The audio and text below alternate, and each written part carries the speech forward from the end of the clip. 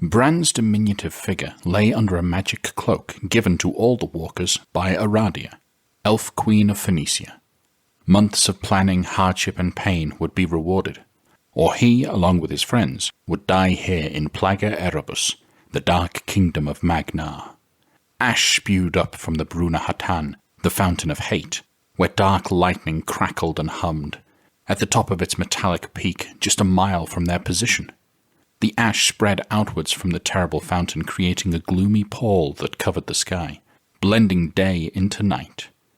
Dark lightning crackled behind them, flickering all along the borders of Magnar's realm of nightmares, forming an impenetrable barrier obviating the need for border guards.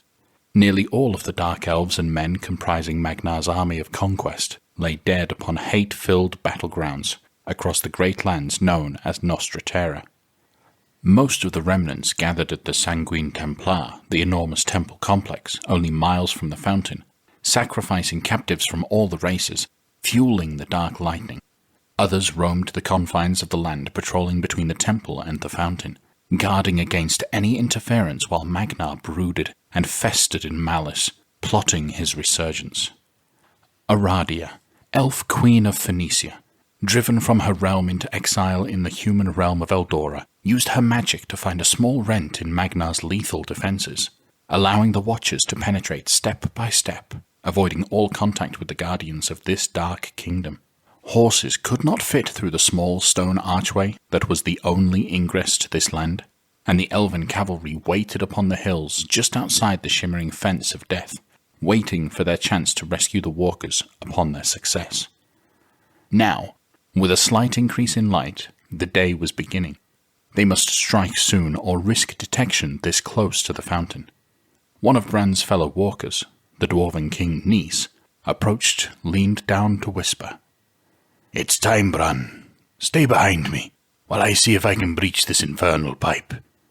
Nis and Bran moved to the edge of a freshly dug hole only 3 feet down, where the top of a subterranean pipe lay, flowing with the raw magic supplying the fountain. Bran's 3 closest friends from their homeland of Platonia were gathered close to Bran, chosen from amongst their fellow Gracies to bear the water of life from their spring of hope to this terrible place. The 4 men from Eldora lurked nearby, their bows at the ready as they covered the rest of the party. The 3 dwarven engineers accompanying Nis had located this section of pipe, which was close enough to the surface to be breached, digging the hole. Now the magic of the dwarves must sever the hard metal of the pipe for Bran to complete his mission.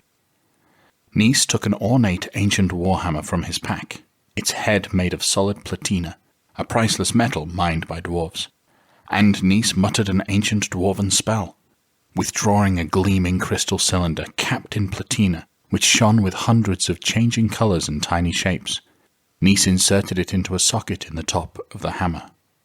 Muttering for everyone to stay back but his fellow dwarves, Nis struck down through the hole in the ground, hitting the pipe with a tremendous metallic crash.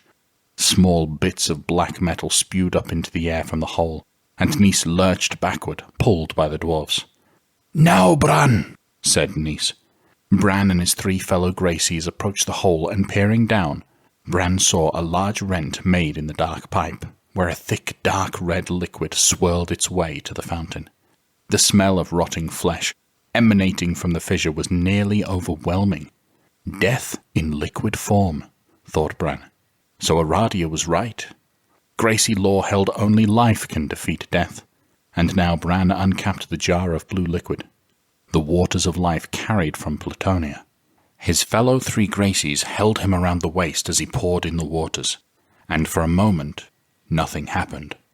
Bran feared that he had failed.